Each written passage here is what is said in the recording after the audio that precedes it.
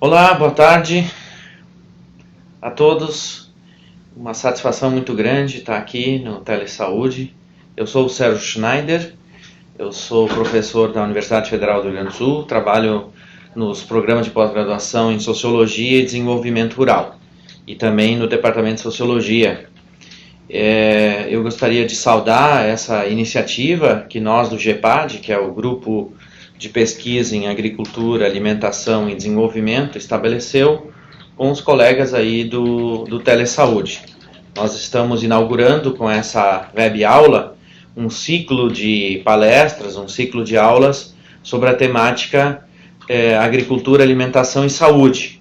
Então, na primeira aula, nós vamos tratar da temática do sistema alimentar atual e de como ele se relaciona com as questões de saúde. Eu quero deixar aqui um abraço e um agradecimento especial a Potira Preis e ao pessoal aí da alimentação saudável, da Aliança para a Alimentação Saudável, que proporcionou essa parceria. Então, a minha expectativa é fazer uma apresentação que resuma, em linhas gerais, o que a gente vem trabalhando na universidade, nos nossos temas de pesquisa, sobre essa agenda de estudos alimentares, tá certo? Então, eu vou começar introduzindo de forma mais abrangente a própria definição de sistema alimentar e depois tentando estabelecer as conexões dele com as questões de saúde, particularmente a forma como as populações se alimentam. Tá? Vocês também terão à disposição o material depois, vocês poderão revisar. E se vocês tiverem perguntas, questões, por favor, nos enviem que a gente vai tentar interagir e dessa forma tornar a nossa aula um pouco mais atraente. Muito bem, eu começo dizendo que as questões alimentares e a sua relação com a saúde, elas são absolutamente conectadas pela simples razão de que desde os nossos avós, digamos assim, a gente sabe que o melhor remédio para a saúde ou para que uma pessoa possa gozar de saúde plena é estar bem alimentado. Particularmente agora no inverno, aqui no sul do Brasil, aqui em Porto Alegre, a gente sabe que se a gente quiser estar numa condição de estar protegido em relação ao frio, em relação às doenças respiratórias, é preciso que a gente esteja bem alimentado, tá certo? E para estar bem alimentado, se coloca a questão digamos assim, do acesso aos alimentos, né? E principalmente do tipo de alimento que as pessoas acessam. Então, portanto, a gente se pergunta, num contexto em que a maior parte das pessoas hoje em dia vive nas cidades, vive nos espaços urbanos, qual é a dinâmica pela qual elas se alimentam, como elas têm acesso aos alimentos, de onde vêm os alimentos e, mais precisamente, que tipo de alimentos essas pessoas elas têm disponível, elas consomem. Eis porque, então, a relação entre saúde, se saúde é uma das pré-condições para ter saúde, é estar bem alimentado, ter segurança alimentar, aqueles 4 princípios, né, da segurança alimentar, a forma como a saúde se relaciona com o provimento, com o abastecimento de alimentos, ela é absolutamente conexa. Mais adiante eu vou falar de uma agricultura orientada pela nutrição, porque essa é, digamos assim, uma das grandes questões atuais deste momento. Então, podemos passar aí para o próximo slide. Eu começo, o anterior, por favor. Eu começo dizendo que um dos grandes desafios do século XXI, e eu peguei essa frase do Jeffrey Sachs, que é ninguém mais do que o encarregado da implementação dos Objetivos do Desenvolvimento Sustentável, é um professor da Universidade de Colômbia, nos Estados Unidos. Ele esteve no Brasil há 2 anos atrás, lançando os ODS, ele fez a seguinte afirmação, né, que o desenvolvimento sustentável ele precisa olhar para além do mercado, mas para o bem-estar e para o interesse público, tá certo? E nesse sentido ele indicou 5 grandes transformações que estariam, digamos, orientando as mudanças no século XXI, certo? A primeira delas, para que se alcance o desenvolvimento sustentável, a primeira delas é a questão da energia. Nós estamos no meio de um processo de transição da nossa base energética do carvão, do petróleo e do carvão, né, das fontes de energia fósseis para as energias renováveis. Né? A segunda grande questão é o uso da terra, e aí a questão dos alimentos ela é central, né? Nós chegamos num ponto em que o solo disponível para ser ocupado pela agricultura ele é finito. Nós não podemos continuar tirando cobertura florestal, tirando flora, fauna para ser ocupada com a agricultura. Então a questão toda nós temos que ocupar a terra disponível, o solo disponível, para produzir alimentos suficientes para as pessoas que existem no mundo hoje. O terceiro grande desafio que o Sachs menciona é a questão das cidades em face da urbanização. Eu vou depois detalhar um pouco. O quarto é a questão da saúde e da educação, né? Se a gente quiser ter desenvolvimento, nós precisamos prover a todas as pessoas formas de acesso à condição de saúde e de acesso à educação que permitam que elas possam desenvolver as suas potencialidades. E, finalmente, uma sociedade calcada em maior criatividade, maior capacidade de inovação tecnológica, que é aquilo que o pessoal que trabalha com bioeconomia tem chamado de fazer mais com menos, tá certo? No século XXI será o século em que a ciência será um motor, né, do desenvolvimento econômico, e a ciência precisa ser utilizada para que a gente possa ser mais eficiente no uso dos recursos que nós temos disponíveis. Muito bem, esses cinco grandes transformações que nos desafiam no século XXI, uma entre elas é a questão da alimentação, que é justamente o segundo ponto e o terceiro ponto das cidades mencionadas pelo Sachs. Então, eu gostaria de tratar aqui do sistema alimentar tal como ele está aí colocado, tal como nós o conhecemos, porque é ele que orienta a forma como as pessoas se alimentam e como as pessoas têm acesso aos alimentos, certo?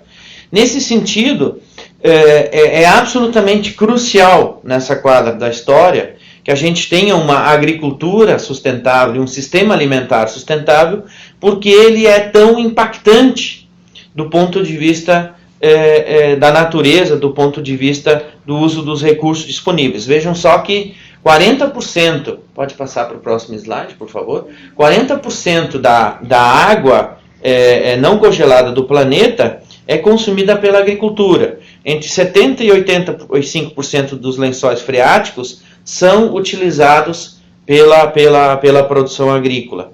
A agricultura ocupa 22% da força de trabalho do mundo e ela gera 24% do valor total da produção, especialmente dos países assim chamados de renda mais baixa. Então, não dá para pensar num desenvolvimento sustentável sem a gente pensar no papel central da agricultura.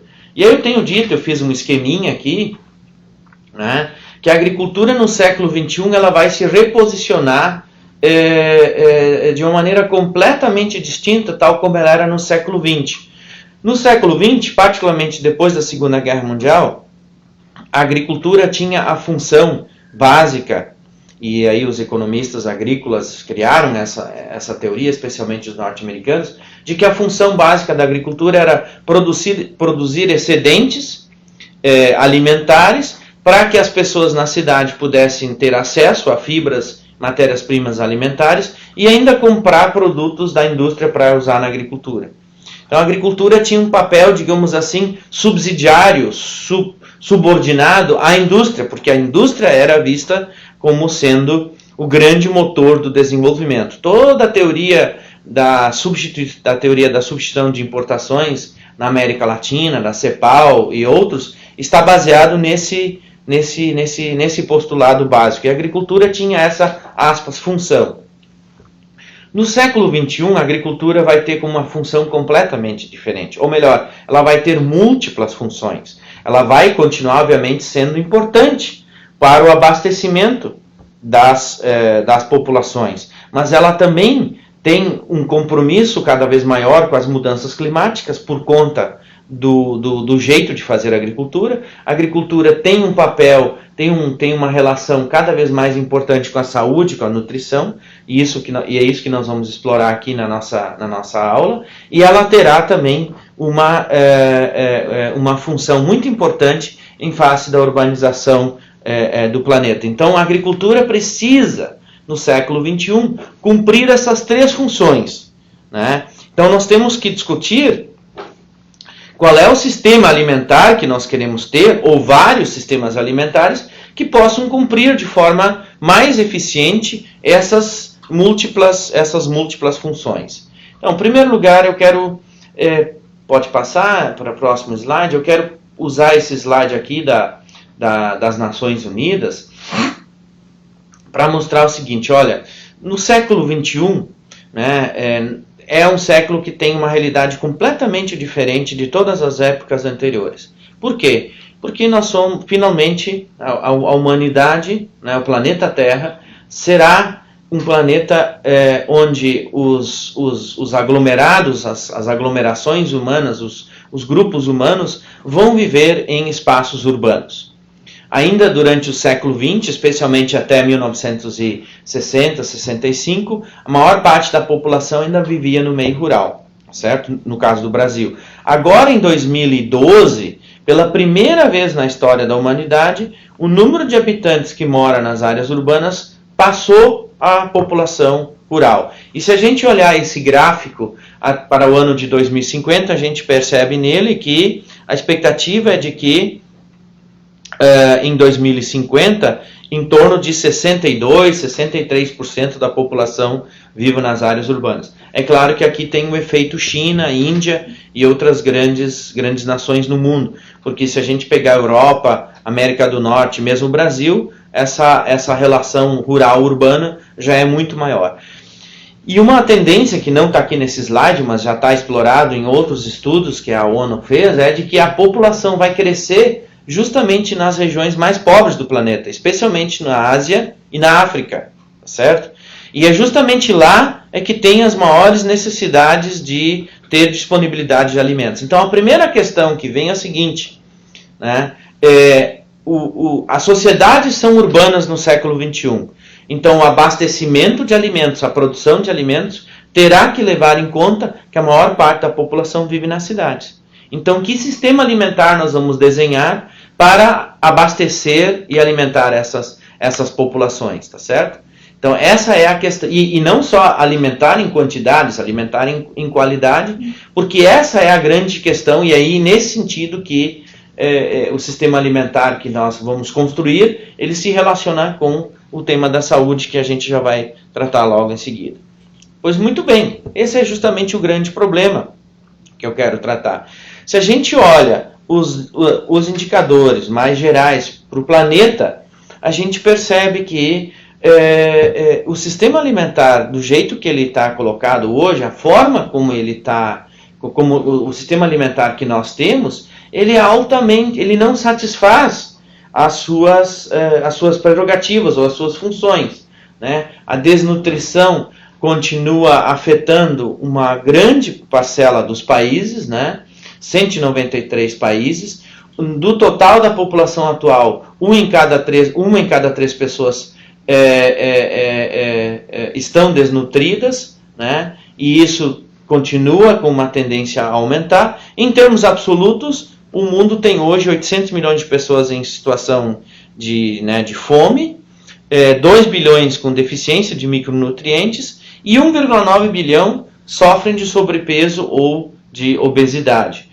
E isso é ainda mais preocupante porque a gente está vivendo o que a gente tem chamado de uma dupla transição nutricional, né? Por um lado, nós temos muitas pessoas no mundo que ainda estão subnutridas, que ainda não têm o acesso suficiente a micronutrientes, né? estão numa situação de fome. E por outro lado, nós temos uma quantidade cada vez maior, cada vez crescente. Inclusive hoje mesmo saíram dados de uma pesquisa da OMS sobre o aumento da obesidade e do sobrepeso no Brasil e na América Latina, né? Então cresce a quantidade de pessoas que está em situação de insegurança alimentar, não porque não tem acesso aos alimentos, mas porque se alimenta mal, se alimenta de alimentos com baixa qualidade nutricional.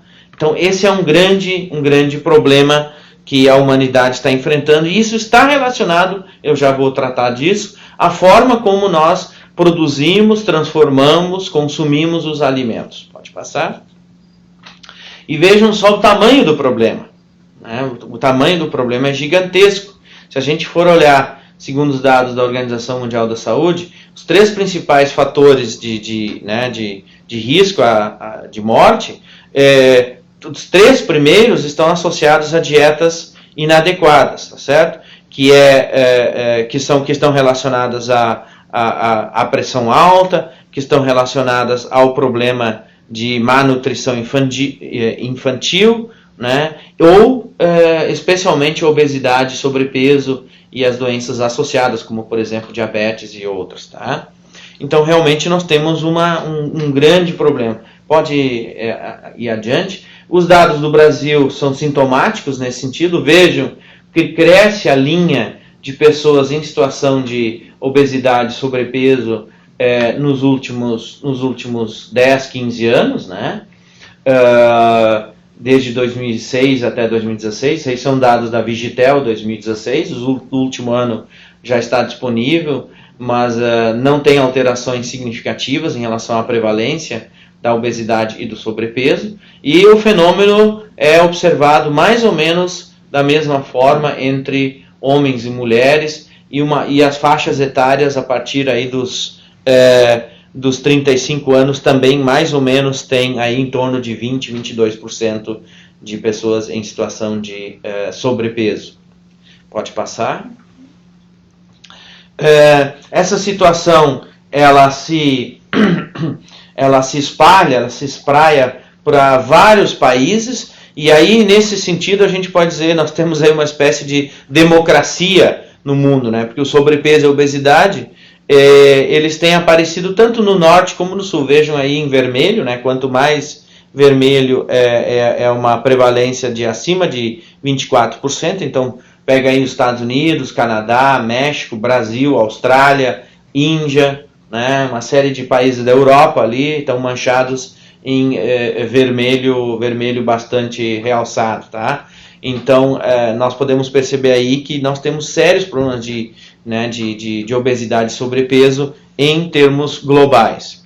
Agora sim, nesse slide eu quero detalhar então, pode passar, como é que então a agricultura, o sistema alimentar, ele contribui para esses problemas. Esses são os indicadores de sobrepeso, obesidade, de má nutrição são relativamente bem conhecidos, especialmente dos ouvintes e daqueles que acompanham as aulas aí do Telesaúde, né? Mas talvez o que seja menos conhecido é como é que eu posso dizer que há um fator causal, que há uma relação de causa e efeito entre a forma como o sistema de alimentação, o sistema alimentar se posiciona e a sua relação com a agricultura, com o lado da oferta. Ou seja, como é que eu junto aqui a demanda por alimentos, né, os consumidores e os produtores, a oferta de alimentos por parte dos agricultores. Bom, assim como nós sabemos que a população é cada vez mais urbana e cada vez mais vive na cidade, nós sabemos também que na agricultura o modelo de produção e de oferta de alimentos que é característico é caracterizado pela assim chamada agricultura industrial. E ela avança cada vez mais. O que é a agricultura industrial? É uma agricultura que faz alto uso de insumos de origem industrial, particularmente fertilizantes, sementes outros insumos, por exemplo, químicos, agroquímicos, enfim, para fazer o seu plantio. Aquela ideia do agricultor que vai lá no seu galpão, pega uma sementinha ou troca a sementinha com o vizinho, ou pega sua junta de bois e vai arar o solo, isso já é muito raro, né, no Brasil e em vários outros países. Claro que ainda existe em alguns lugares, mas isso não é mais a regra, tá certo? Hoje, o agricultor, para produzir, ele vai numa loja, ele compra semente, ou a semente chega através de uma empresa que fornece para ele compra adubos, ele já não usa mais o esterco, ele usa trator, que utiliza, por sua vez, óleo diesel e outros insumos, ele compra uma série de produtos químicos, como herbicidas, pesticidas, né, e todos os produtos para que as plantas e animais possam produzir, e assim por diante. Inclusive paga royalties para determinado tipo de sementes, por exemplo, as sementes, se ele utiliza sementes transgênicas, né, que toleram determinados tipos de produtos. Então, se a gente for olhar essa agricultura industrial altamente intensiva, com o uso de produtos industriais, ela se relaciona com a saúde e com os problemas da nutrição de três maneiras principais, certo? Em primeiro lugar, essa agricultura ela se especializou. Então a gente pode ver, por exemplo, aqui no Rio Grande do Sul, no sul do Brasil, nós temos uma agricultura altamente seletiva na produção de commodities de grãos, soja particularmente. O nosso estado do Rio Grande do Sul é uma imensa lavoura de soja. Milho um pouco de trigo, mas a maior parte é soja. Basta pegar os dados estatísticos de qual é a área que a soja ocupa e ver, inclusive, como cresceu nos últimos anos. Ora, isso não é só no Brasil, em vários outros lugares do mundo, os grãos, né, soja, trigo, milho, né, tem sido aqueles. Ora, essa forma de produzir alimentos, a soja, milho, trigo, uma parte delas vai para alimentar animais, por exemplo, leite, suínos e frangos, de onde se tira a proteína desses animais. Em geral, essas monoculturas acabam produzindo alimentos que são, por sua vez, produzidos dentro de indústrias, assim chamadas também agroindústrias, né? E esses alimentos são altamente carregados com calorias. Então, por exemplo, tu pega lá massas, tu pega o frango congelado, pré-cozido, tu pega uma série de produtos que são ultraprocessados e que alguns têm na sua base essa produção, outros não. Né? Então, uma agricultura monocultora, né, as monoculturas, elas levam à produção de alimentos ou de um padrão de acesso a alimentos que, por sua vez, compõe dietas alimentares altamente calóricas. Tá certo? Um outro problema, que inclusive o professor Carlos Nabinger escreveu esses dias um artigo na Zero Hora sobre isso, um professor aqui da agronomia, é o fato de que as transformações que a agricultura industrial tem produzido sobre os alimentos modifica geneticamente esses vegetais e essas plantas, e inclusive os animais, fazendo com que muitos deles já não consigam mais prover os alimentos com aquela qualidade nutricional que se conhecia antigamente. Então, por exemplo, pega o frango ou os ovos, né? Ou tu pega uma série de outros produtos, né, que são produzidos, que não tem mais nem as qualidades organolépticas, né, o gosto, né, dos produtos, nem tampouco os micronutrientes. Isso é o que acontece com uma série de verduras, por exemplo, tomate, por exemplo, pimentão, as frutas, né? Então elas são feitas a partir de variedades geneticamente modificadas, selecionadas, elas crescem mais rápido, de repente são mais resistentes a determinadas pragas e bactérias, mas elas produzem aí alimentos com uma qualidade nutricional, com micronutrientes inferiores àquelas que a gente conhecia no passado. E finalmente, a terceira relação pela qual a agricultura industrial ela se relaciona com com o sistema alimentar e particularmente com a saúde, é o fato de que em muitos lugares no mundo, a produção agrícola gera estresse em recursos naturais, solo, água e outros, né? E ali vão se formando situações de pobreza rural. Veja o caso, por exemplo, do tabaco. Em vários lugares na África, mesmo aqui no sul do Brasil, muitas áreas de terra são ocupadas com tabaco. Tabaco não é um cultivo alimentar. A mesma coisa florestas, para a produção de papel ou para outros produtos. Então tem uma série de produtos agrícolas, né? Ou mesmo, por exemplo, gado, né? Várias regiões no centro-oeste do Brasil são hoje ocupadas com grandes fazendas de produção de gado. Essas fazendas ocupam essas áreas, as populações tradicionais que ali viviam acabam sendo deslocadas, perdem as suas propriedades, e muitas delas acabam indo morar na cidade.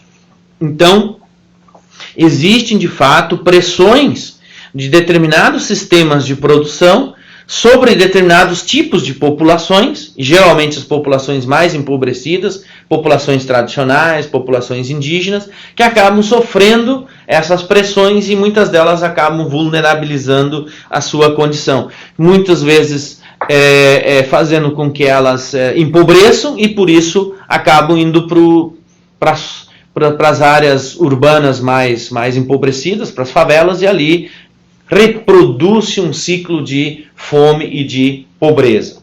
Então eu demorei um pouco aqui, né, para fazer essa relação, porque eu acho que é importante que quem está escutando essa aula saiba dessa relação causal entre o sistema alimentar e a questão dos alimentos, da saúde. Mas o modelo atual, o sistema alimentar tal como ele está organizado, ele também tem sido fortemente questionado, criticado.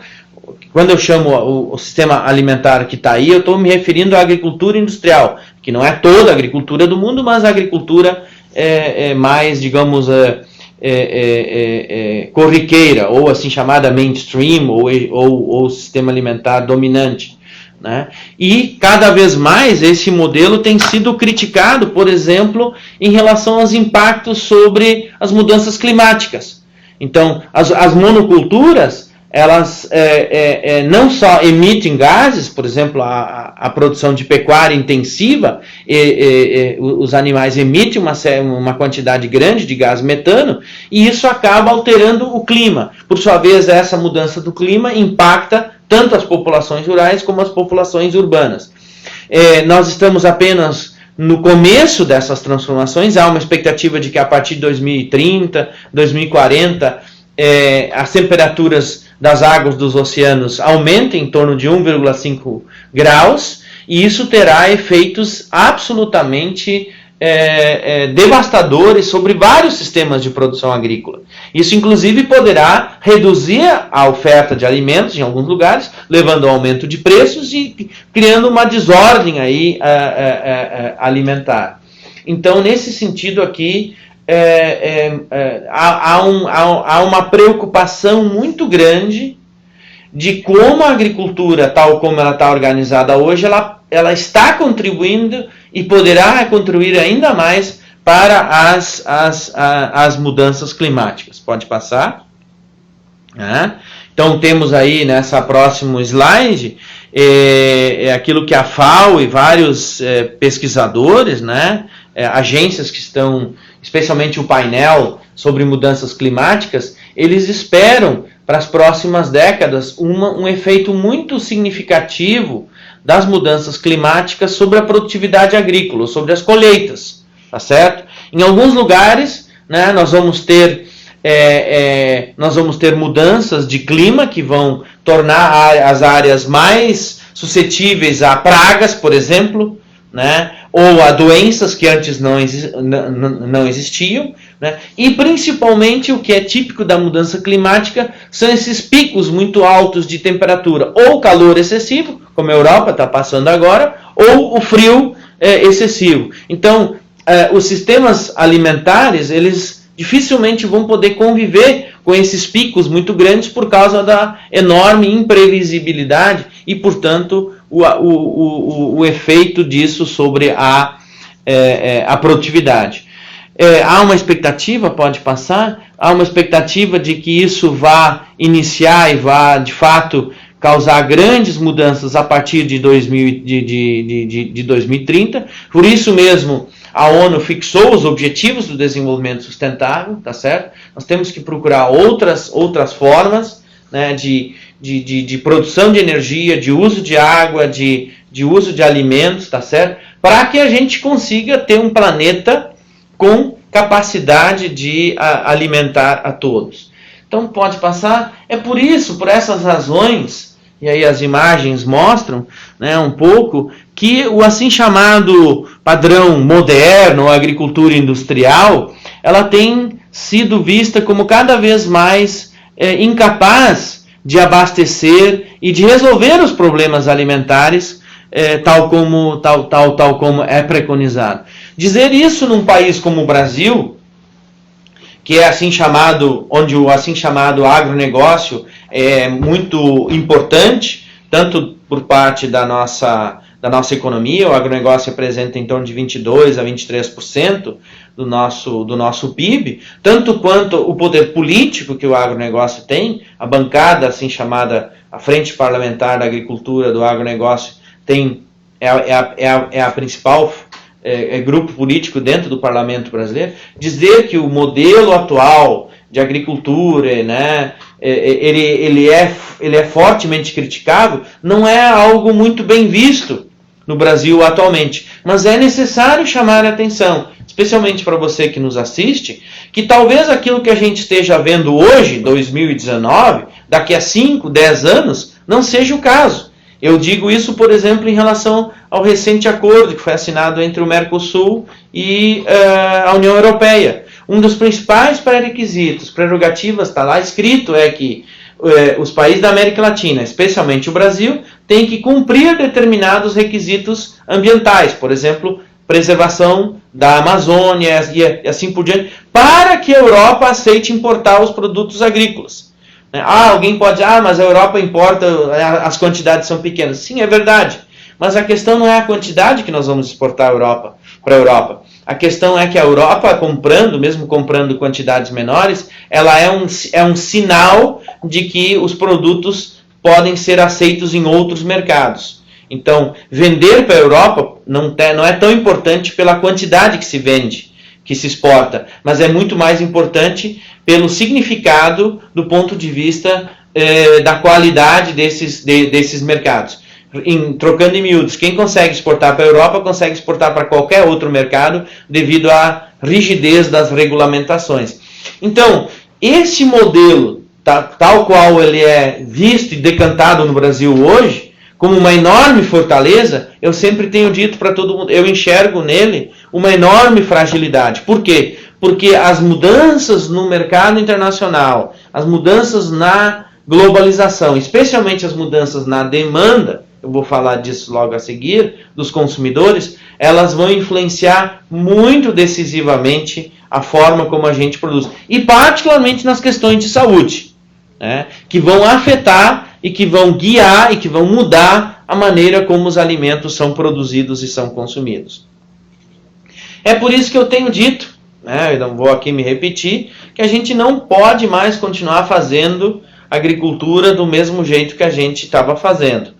Por conta das mudanças climáticas, né, especialmente porque a agricultura industrial ela faz mal dos dois lados, para quem produz e para quem consome, né? Os agricultores estão se envenenando quando botam lá os agroquímicos no solo, nas plantas, e os consumidores estão se envenenando quando consomem os produtos. Então, a minha pergunta é a seguinte: qual é o sentido do que a gente está fazendo?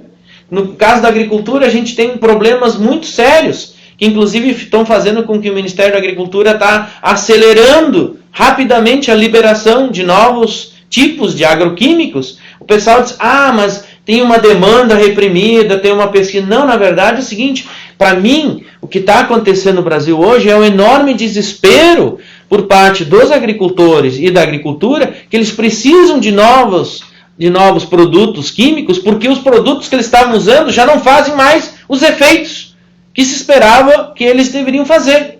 Então nós estamos dobrando a dose, mudando o princípio ativo para fazer mais. Então, sabe, como é que a gente vai lidar com o que vem sendo chamado de super weeds, né? Ou as super ervas daninhas? Uma delas, que quem trabalha na agronomia sabe, é assim chamada buva, né? A buva, ela já é reticente, ela é resistente ao glifosato. Então o pessoal tá usando o quê? 2,4-D. Aí vem a deriva do 2,4-D, que está fazendo efeito sobre a produção de uva, sobre a produção de azeitonas e outros produtos. Então, esse é um problema. Um outro indicativo, a grande mortandade de abelhas. Nós vamos acabar com os insetos polinizadores? Sem insetos, sem abelhas, não tem agricultura. Né? E a relação causal entre usar agrotóxicos e morte de abelha já está mais do que comprovada. Então, para não ir muito mais adiante, eu queria fazer a seguinte pergunta: quem é que vai pagar por isso?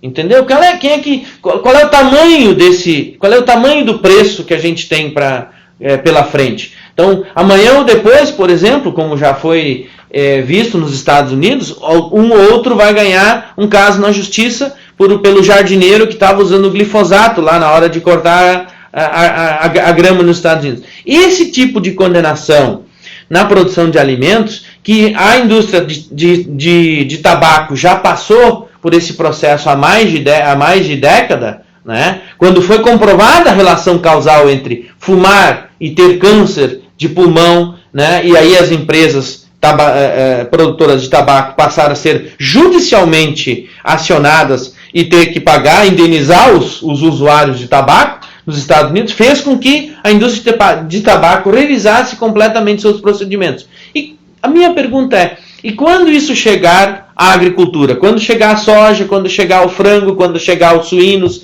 e assim por diante? Quem é que vai pagar isso? Quem é que vai indenizar os consumidores? Tá certo? Então, quero dizer com isso o seguinte: eu não estou aqui fazendo o discurso apocalíptico, né, do fim da agricultura, do fim do modelo industrial. Não, a questão não é essa. A questão é que tem muita gente que acha que esse é o caminho e esse caminho precisa ser aprofundado. Eu já acho que esse caminho é um caminho equivocado e nós temos ainda um certo tempo que a gente tem que começar a mudar esse sistema alimentar. E eu tenho dito e sustento a tese, a hipótese, de que a grande mudança do sistema alimentar, o sistema de produção de alimentos atual, quem vai mudar ele são os consumidores, são os usuários. É isso que eu quero tratar em seguida. Então, é por isso que nós temos um grande problema. E qual é o problema? É que a forma como produzimos, processamos, distribuímos e consumimos alimentos no século XXI causa mais danos do que benefícios. As pessoas comem, né, e ficam mais doentes ao se alimentarem do que elas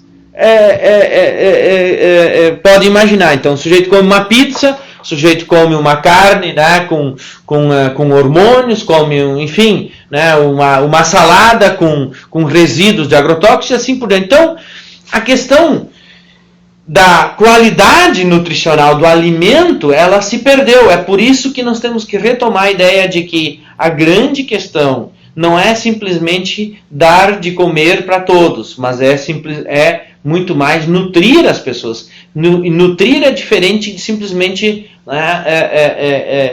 alimentar. E aí vem a grande questão.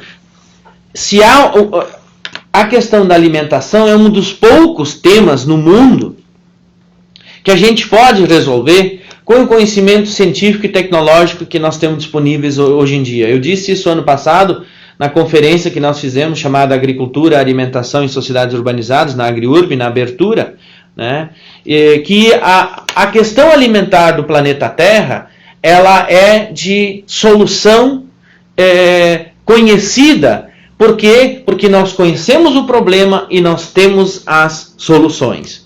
Nós só não temos a capacidade política de saber como fazer isso. Ou nós não temos o poder para isso, mas nós temos o conhecimento. Então não é como, por exemplo, a transição energética. A gente ainda não tem as alternativas energéticas suficientes hoje em dia, né?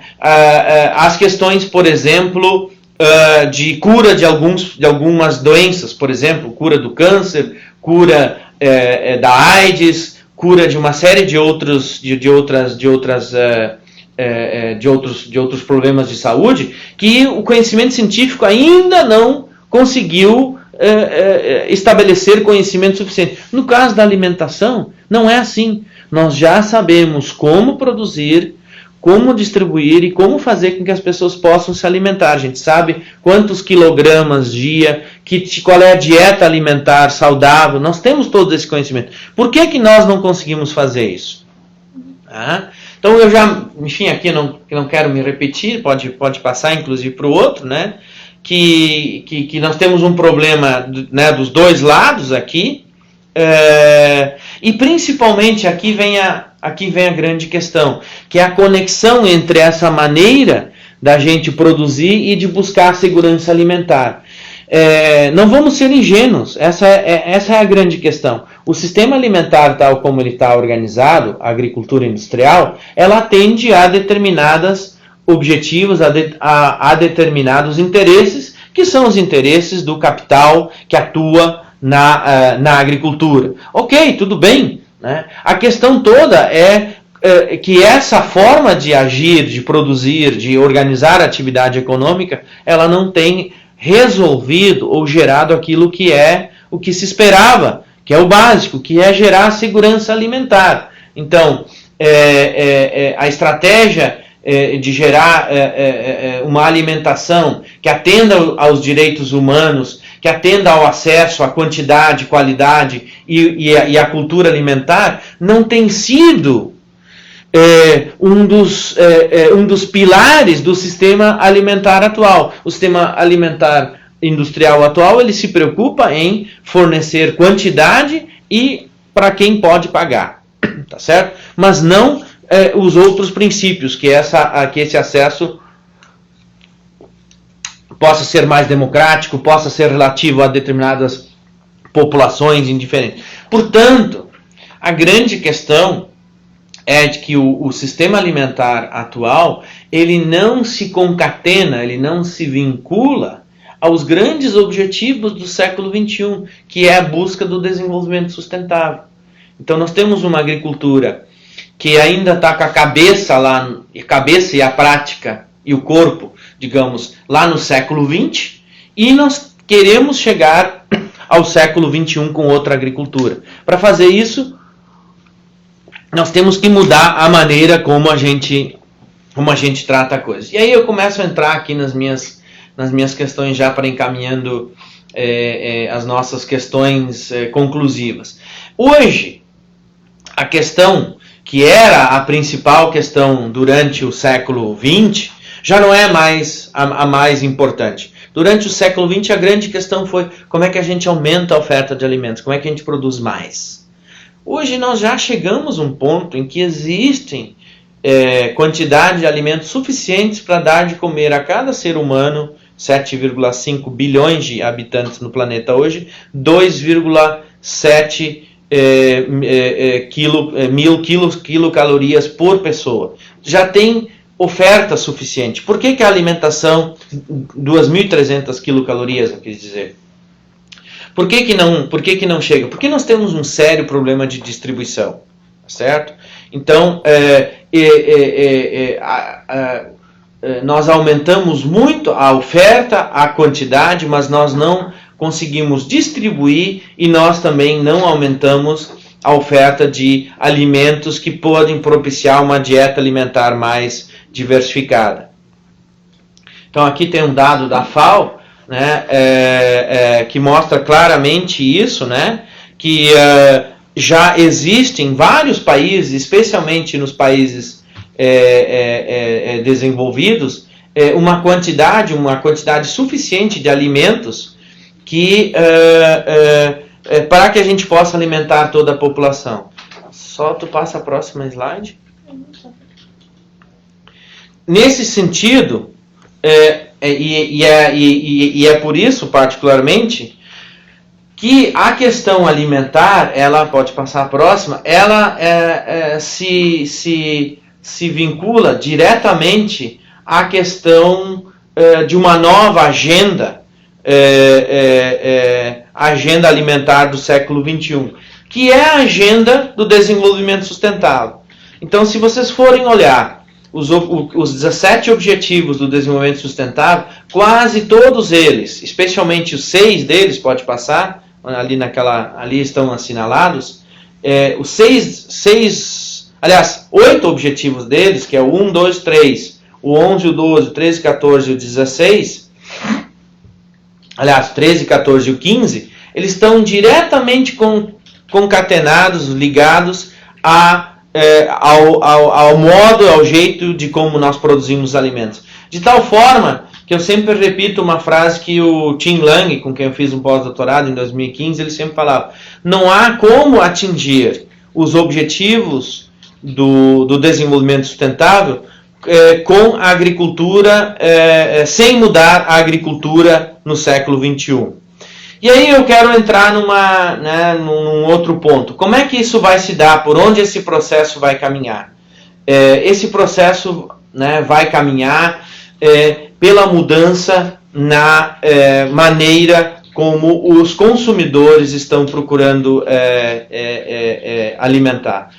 alimentar-se. Se no século XX a Revolução Verde, a modernização da agricultura no mundo foi feita largamente pelo papel do Estado, pelas políticas públicas, especialmente na década de 50, 60 e sobretudo nos anos 70, no século XXI, no nosso momento atual, as mudanças na agricultura e as mudanças na produção de alimentos, ela vai ser feita através do mercado, através dos consumidores. Eu não tenho dúvida disso. O Estado terá um papel importante, mas ele não será decisivo.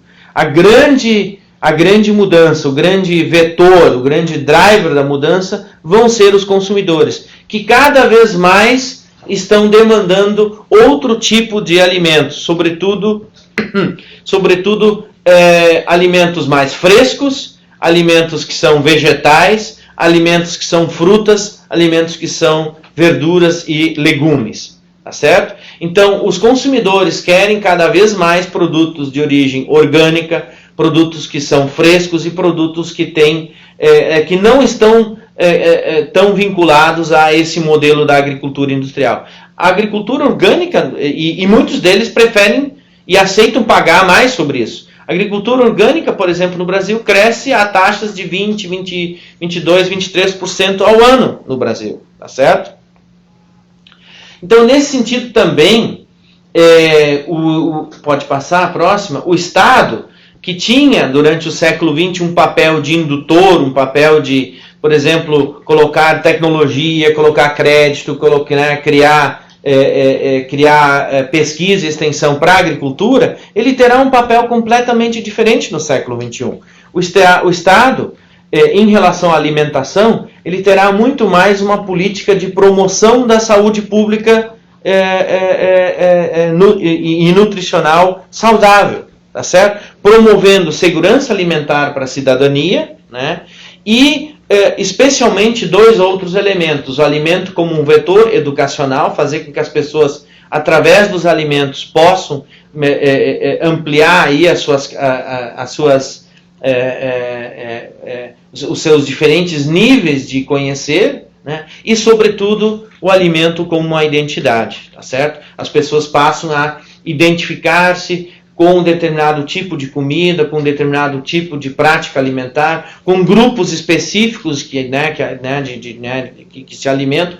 Por exemplo, é o caso aí do veganismo, por exemplo, é o caso aí, né, das pessoas que fazem, que consomem orgânicos e assim por diante. Nesse sentido, então, eu acho que o papel do Estado, e especialmente do Estado no seu nível mais local, ele é absolutamente decisivo. Pode. E por quê? Porque eu acho que as cidades, e que é onde vivem a maior parte dos consumidores, que são cidadãos urbanos, elas têm um papel decisivo.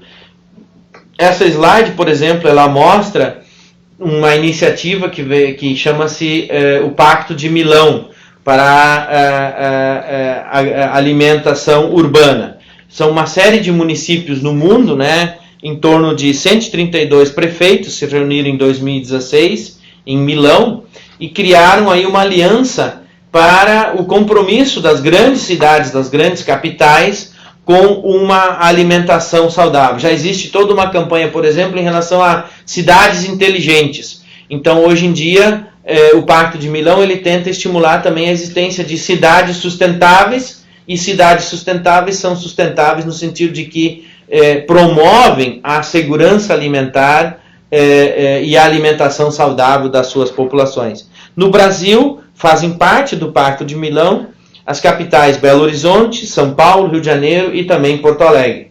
Ainda que seria importante que várias dessas cidades mostrassem mais iniciativas em relação ao Pacto de Milão. Eu sei que o pessoal de Belo Horizonte tem feito um esforço interessante nesse sentido, e me parece, até onde eu posso perceber, são aqueles que estão mais avançados nesse sentido. Mas uma série de outras iniciativas são importantes, pode passar, que não são só relacionadas ao poder público. Por exemplo, cresce muito a mobilização dos próprios consumidores para buscar outro tipo de alimentos. Então, esse é um mapa feito pela Potira, no trabalho dela, que mostra o número de iniciativas de grupos de consumidores que tem surgido no Brasil. Vejam que há uma concentração aí na região sudeste do Brasil, mas isso já está se espalhando por outras regiões do Brasil. Se a gente fizesse um mapa de feiras, a gente também enxergaria, está aumentando muito o número de feiras nos municípios, está aumentando muito as iniciativas de entrega de cestas de produtos na casa das pessoas. Muitas pessoas da cidade estão começando a comprar os seus alimentos através da internet, através de grupos de WhatsApp, não é certo? Então tem uma mudança importante em curso, né, das pessoas tentando aí fugir um pouco desse modelo de alimentação. É isso que a gente vem chamando pode passar, de transição nutricional de múltiplos sentidos, tá certo? Não é só mais a transição nutricional para a obesidade, né, e a insegurança alimentar, conforme eu falei antes, mas uma transição nutricional, uma transição alimentar e nutricional que olha uma série de outros aspectos, por exemplo, não só disponibilidade dos alimentos, mas olha também a cultura alimentar, os fatores de acesso, como renda, informação, comportamentos ou preferências religiosas e aspectos comportamentais, tá certo? Então, é nesse sentido que no século XXI nós já podemos dizer que há uma série de novas práticas alimentares que estão crescendo, né? E essas práticas alimentares, elas são multideterminadas, múltiplas causas, seja as questões econômicas, o dinheiro, né, a renda, seja a questão da praticidade, ou seja, eu quero ir no supermercado ou na quitanda mais próxima da minha casa, né? Mas hoje, por exemplo, como eu disse antes, a praticidade de ir no supermercado e encontrar tudo num único local pode estar sendo substituída pelo outro tipo de praticidade, que é a pessoa receber em casa uma cesta entregue por agricultores diretamente lá do campo. Então tem uma série de iniciativas que estão aí em curso e que a gente tem estudado e tem trabalhado sobre elas. Talvez nas próximas aulas que a gente vai ter, algumas dessas iniciativas poderão ser inclusive mais exploradas. Os alimentos, inclusive, têm sido hoje vetores de contestação, rebeldia e protesto, né? Tem uma série de pessoas que, através das práticas alimentares, elas estabelecem mecanismos de contestação. Por exemplo, todo o movimento de vote com o seu garfo, né?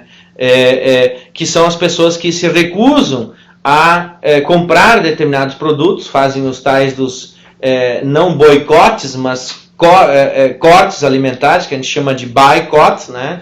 Que não se compra mais um produto, por exemplo, que está identificado com o uso de agrotóxicos ou se foi produzido em áreas de devastação ambiental, ou se esse produto envolveu algum tipo de trabalho infantil ou trabalho escravo. Cria toda uma série de resistências aí a esses produtos. E ao mesmo tempo, os alimentos têm sido vetores de novas identidades, como o prazer, o hedonismo. Então, hoje em dia está muito em moda, especialmente aqui no Rio Grande do Sul, né, homens que vão para a cozinha fazer churrascos, fazer carnes, né, para os seus amigos e tal. E as jantas, os jantares viram novos espaços de sociabilidade. Tem estudiosos da arquitetura, por exemplo, do planejamento, que têm inclusive identificado uma nova configuração dos espaços familiares, né? Em que a cozinha não é mais um lugar à parte, mas a cozinha passou a ser desenhada como o lugar mais central da casa, onde as pessoas circulam. Então, em vez de ter uma sala de visita, uma sala de estar e uma cozinha, tu passa a ter, né, uma cozinha onde todas as pessoas são recebidas e a sociabilidade delas, num jantar, se dá em torno do alimento, em torno da cozinha.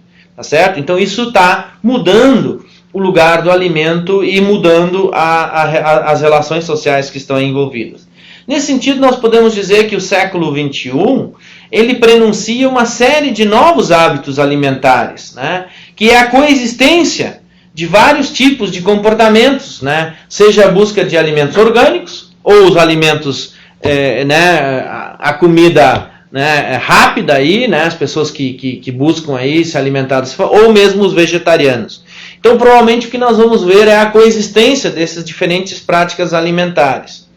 Nesse sentido, é que cresce, e aí eu quero ir terminando a minha aula, cresce uma tendência que vem sendo chamada de uma agricultura cada vez mais sensível à nutrição. E aí, de novo, a gente volta a fazer essa conexão entre a agricultura e a saúde, agricultura e a nutrição. Né? Por quê? Porque não se fala mais hoje de qualquer tipo de alimento, qualquer tipo de nutrição. O alimento, a alimentação não é mais simplesmente uma característica biológica, mas ela é parte da identidade, ela é parte da cultura do indivíduo. E mais do que isso, e aí vem um aspecto absolutamente inovador. A forma como as pessoas se alimentam pode estar relacionada com as suas posturas políticas e o seu compromisso com o próprio desenvolvimento sustentável. Então, no passado a gente dizia, diga-me quem andas, que eu te direi quem és. Hoje a gente pode dizer mais ou menos assim, diga-me o que comes, que eu te direi quem você é. Tá? Então, acho que é nesse sentido que a agricultura passa a ter uma nova conexão com a saúde através dos novos comportamentos alimentares e nutricionais. Então, é nesse sentido, pessoal, que a questão das dietas e o que você come, como você come, com quem você come, passa a ser central. Então, há todo um esforço, e nosso grupo, o GEPAD, tem um grupo que trabalha com essa questão, em torno da questão das dietas, tá certo? Claro que nós, como cientistas sociais, nós não estamos tão interessados em saber, qual é a dieta que vai fazer com que o indivíduo vai perder mais peso. Não é essa questão aí epidemiológica, né, ou mesmo de nutricional, mas é o tipo de dieta para o tipo de comportamento e para o tipo de desenvolvimento que a gente quer ter. Então, há toda uma tentativa, e esse aqui é uma slide, por exemplo, de um estudo que o Banco Mundial, vejam só, o Banco Mundial lançou um estudo, né, onde ele faz toda uma discussão sobre, e o título do estudo é An Overview of the Links Between Obesity and Food Systems. Né? O Banco Mundial está preocupado na relação entre obesidade e os sistemas alimentares. Tá certo? Então, quando eu vi esse relatório, eu disse, poxa vida, o Banco Mundial geralmente financia grandes projetos, financia obras públicas, estradas, não sei o que, agora, e para isso ele lança sempre os seus relatórios. Aqui o Banco Mundial faz todo um esforço de mostrar a importância de que, como tu tem o sistema de produção agrícola, a forma como esses alimentos são distribuídos, são processados, a forma como eles são transportados e, finalmente, a forma como eles são consumidos. Então, a abordagem de cadeia alimentar, ela vai lá da fazenda, né, do estabelecimento agropecuário, até a faca, o prato do consumidor, e nesse sentido ela cria toda uma cadeia de responsabilidades, tá certo? Então, hoje em dia já não é mais apenas a questão, não, o desenvolvimento sustentável é, como diz lá o relatório Brundtland, um conjunto de iniciativas que as gerações atuais fazem para mitigar o risco das futuras gerações. Não, o desenvolvimento sustentável é, antes de mais nada, composto por práticas e compromissos sustentáveis. Você pode fazer sustentabilidade através da maneira como você se comporta. Se você o tipo de comida que você utiliza, se você desperdiça o alimento, se você tem práticas saudáveis, enfim, se cada indivíduo fizer a sua parte, o conjunto das mudanças vai resultar numa mudança. Nesse sentido, a tendência hoje é a discussão para aquilo que vem sendo chamado de sistemas alimentares sustentáveis, em que envolve a conexão entre três aspectos importantes: o consumo e as dietas, a atividade econômica, ou seja, aí é chamada economia circular, onde nada se perde, tudo se transforma, né? E especialmente as questões ambientais no conceito de resiliência. Então, desenvolvimento sustentável tem sido pensado. Aí, se vocês inclusive quiserem pensar, você pode pensar aí, consumo e dietas é o indivíduo, economia é a sociedade, é o nível meso, e o nível macro é o nível né, da sociedade, mais geral, tá bem? Então, nesse sentido, bom, aí tem uma definição de sistemas alimentares sustentáveis, pode passar. O que eu quero mesmo é ir terminar já, para a gente poder dedicar algum tempo para alguns questionamentos, a ideia das dietas sustentáveis. Dieta sustentável aí não é um conjunto de recomendações, como já disse antes, a dieta mediterrânea, a dieta da lua, a dieta do não sei o que, né? Tem várias dietas que são recomendadas. Não, dietas sustentáveis são aquelas que estão conectadas a formas de garantir a segurança alimentar, não só das pessoas, mas dos territórios, dos espaços onde elas vivem e do conjunto da sociedade. Então, na verdade, isso nos leva à ideia de que não existe uma única dieta que seja a recomendável. A dieta sustentável, adequada, saudável, é aquela que as pessoas podem ter e fazer e acessar nas regiões, nos lugares onde elas vivem. Isso traz toda uma discussão sobre sazonalidade da produção, sobre o problema a gente chama de pegada ecológica, né, o footprint dos alimentos, né, em que muitas vezes os alimentos saem de um país e viajam para outro lado do mundo, depois voltam transformados em algum subproduto, né.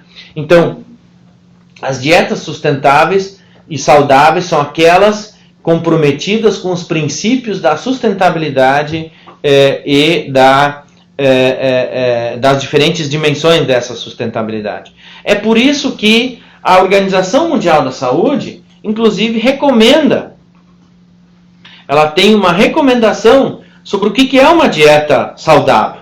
E aí vocês podem ver essas 4 características que a OMS estabelece, né? Diversidade de alimentos e grupos nutricionais. Né? Pegar ali a tabela lá, né? a pirâmide dos alimentos, e cada população, cada região vai ter a sua. Abundância de frutas, vegetais, né, e grãos como nozes e assim por diante. Consumo moderado de derivados de animais, de carnes. E aí vem sim a grande questão, que é evitar os ultraprocessados. Né? Então essa é a dieta sustentável. Qual vai ser lá a composição do menu? Depende muito. Cada pessoa, cada nutricionista aí tem a liberdade para mencionar. Eu diria que esse é o vínculo mais sensível, mais forte entre agricultura e saúde pública, tá certo? Que é o nosso tema da aula de hoje, né? Que é a gente buscar dietas sustentáveis. Então, o pessoal da saúde que trabalha com o sujeito para manter a saúde, estar bem alimentado é chave para ele, para que ele possa estar bem alimentado, qual é a disponibilidade de alimentos que existe naquele lugar, naquele espaço.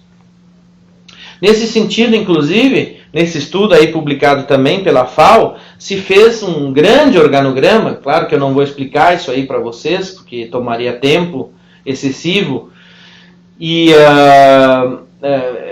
Enfim, mas o que eu sempre uso esse modelinho aqui é que ele mostra como é que as grandes questões, chama-se aí um grande quadro de referência, né, como as grandes questões, os determinantes da segurança alimentar ou das cadeias, o ambiente alimentar e os diferentes fatores intervenientes, como por exemplo o comportamento dos consumidores, as dietas e os resultados nutricionais, como isso se conecta a políticas públicas, a programas nacionais, governamentais, e como isso se conecta com os objetivos do desenvolvimento sustentável. Então, tu tem um grande framework, né, do geral, do meso e para o particular, que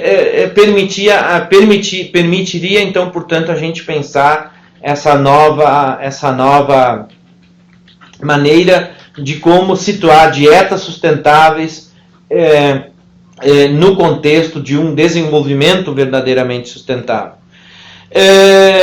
No caso do Brasil, eu queria terminar, então, nessa minha última parte aqui, fazendo um comentário, fazendo até um certo desafio, uma provocação, né? Como é que os profissionais de saúde, que estão aí, que são o público-chave do Telesaúde, enfim, muitas pessoas que nos ouvem, poderiam se envolver, poderiam trabalhar com essa abordagem, de pensar um sistema alimentar sustentável na perspectiva de um sistema que possa promover dietas sustentáveis que sejam fortemente enraizadas nos contextos locais e regionais onde eles se encontram. A recomendação básica, principal, e nesse sentido o Brasil é um dos grandes líderes mundiais, nós não precisamos, nesse caso aqui, inventar nada de novo, nós já temos uma referência importante, que é o Guia Alimentar Brasileiro. Né? Se nós conseguirmos implementar e usar como referência na saúde o Guia Alimentar Brasileiro, certamente nós faremos uma boa conexão, uma agricultura, ou melhor, a nutrição e a saúde vai ser um vetor de demanda para que a própria agricultura, para que a própria oferta de alimentos modifique. E eu acho que essa é a maior fortaleza, esse é o maior argumento, né? Ter pessoas saudáveis, ter pessoas que se alimentam de forma saudável, que possam ter uma vida plena e prazerosa, né? É o maior desafio para ter uma agricultura que esteja alinhada com os objetivos do desenvolvimento sustentável. Então eu quero aqui lançar o meu reconhecimento a esse esforço impressionante do professor Carlos Monteiro e da sua equipe, com essa nova classificação que ele nos legou. E eu gostaria de, inclusive, dizer aos meus colegas, especialmente dos agricultores, da agricultura familiar, e sobretudo os que trabalham com a agroecologia, que eles também precisam, por sua vez, incorporar a discussão das bases, das referências de saúde pública nas suas iniciativas, tá certo? Então eu acho que o grande desafio aqui, como é que se conecta a discussão sobre a agricultura orgânica, a agricultura agroecológica, com as bases da da saúde pública, por exemplo, através do consumo de vegetais, grãos e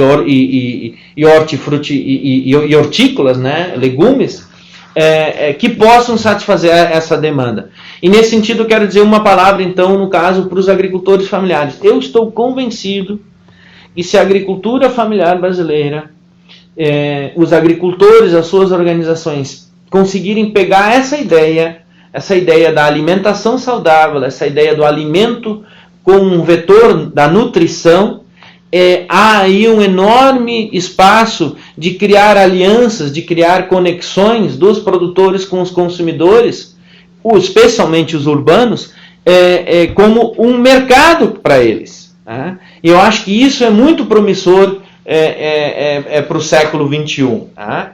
Então, os princípios básicos aí do guia alimentar, como a ingestão nutricional, o sistema alimentar que seja socialmente sustentável, autonomia de escolha, sintonia com o tempo e os diferentes saberes relacionados aos alimentos, são, na minha opinião, as bases sobre as quais nós podemos erguer toda essa discussão que eu fiz aqui dos sistemas alimentares sustentáveis e dessa forma repensar o próprio sistema como um todo.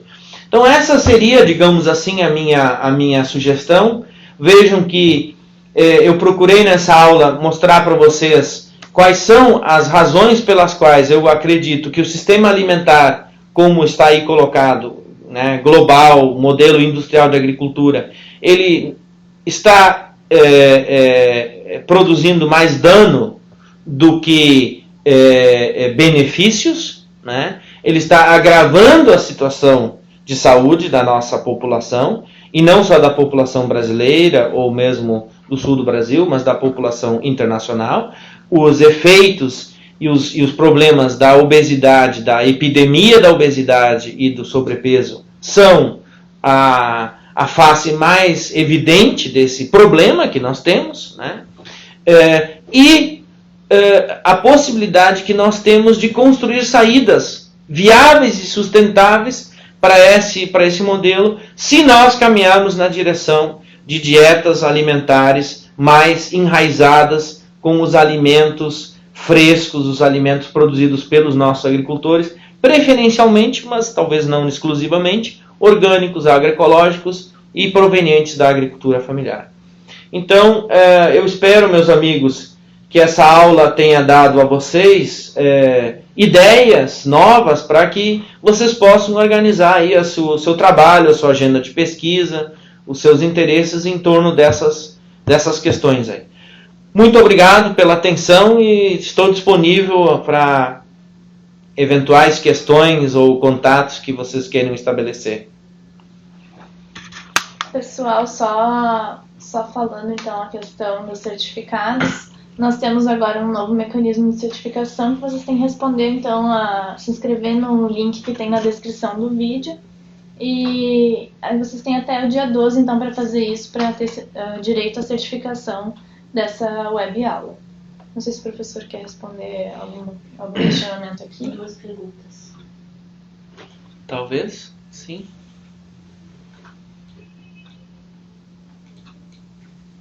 As notícias dizem...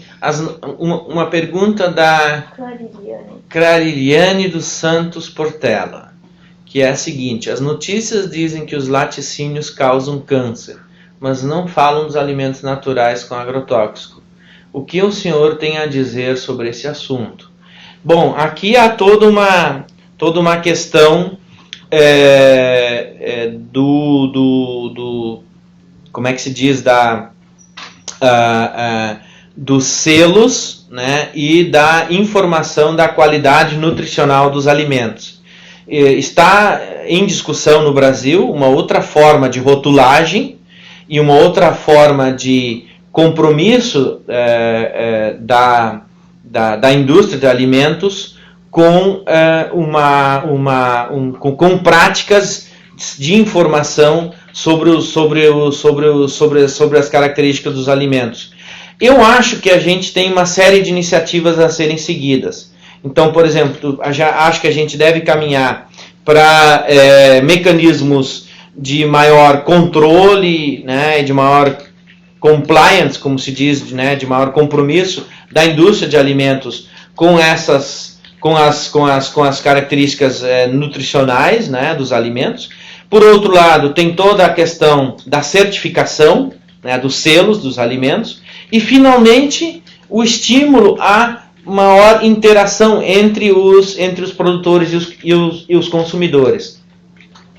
Eu acho que, para responder a tua pergunta objetivamente, nós temos que caminhar para formas de responsabilização cada vez maiores entre os produtores e também pelo lado dos consumidores, para que as pessoas possam saber da origem dos seus alimentos.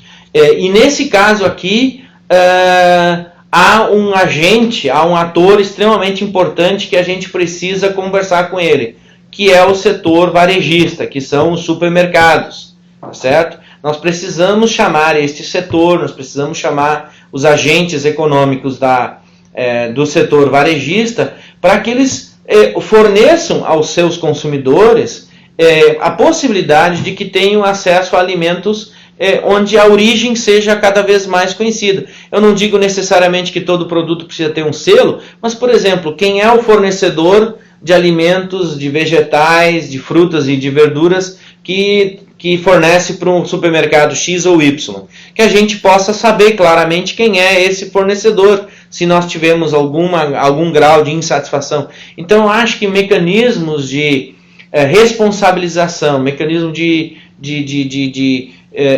tornar mais abertos essas relações são absolutamente importantes para que a gente possa justamente controlar o risco de contaminação, de agrotóxicos e assim por diante.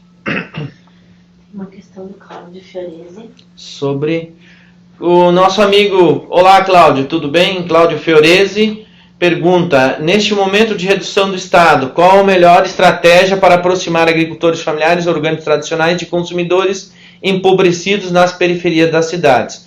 Essa é uma boa questão. Eu acho que o Estado não faz bem em sair dessa questão. Por quê? Porque o problema da obesidade, do sobrepeso, são problemas de saúde pública, tá certo? Então nós precisamos, e aí gostaria muito de dizer que nós precisamos muito contar com o trabalho dos nossos colegas cientistas, pesquisadores da área de saúde, especialmente da medicina e das outras áreas da epidemiologia, para conseguir mostrar que muitas pessoas adoecem porque comem alimentos contaminados. Então essa relação causal entre, se você come algo que está contaminado com agrotóxicos e isso pode causar câncer, nós precisamos de mais pesquisas, precisamos trabalhar mais sobre isso. Então acho que essa seria uma primeira, uma primeira reivindicação. A segunda delas é, como o alimento é uma questão de saúde pública, o Estado, nós, os cidadãos, deveríamos continuar cobrando para que o Estado compre produtos para as populações em situação de vulnerabilidade de risco, ou mesmo situações de compras públicas para as escolas, que sejam alimentos os mais orgânicos possíveis. Então o Brasil fez um passo enorme ao ter uma legislação que orienta que se compre no mínimo 30% dos alimentos dos pequenos agricultores. Mas não é o suficiente. O próximo passo deveria ser comprar produtos orgânicos ou agroecológicos desses agricultores, tá certo?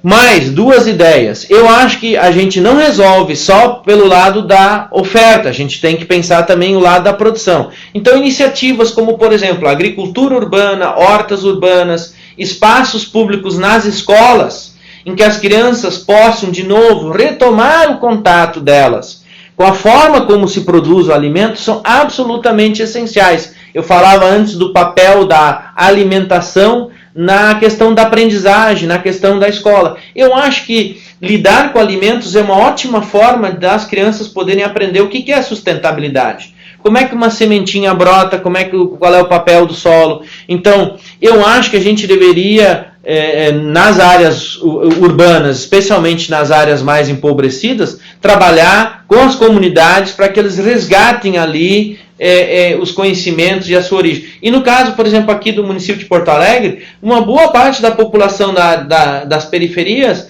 ainda tem na sua memória o tempo que morava no meio rural. Então, muitas dessas pessoas poderiam ser aqui parceiras, né, dessas iniciativas. E, finalmente, uma quarta ideia, que eu gosto muito, e eu acho que o Cláudio também vai me dar razão, que é a gente difundir feiras de produtos orgânicos e agroecológicos, ou feiras de produtos da agricultura familiar nos bairros.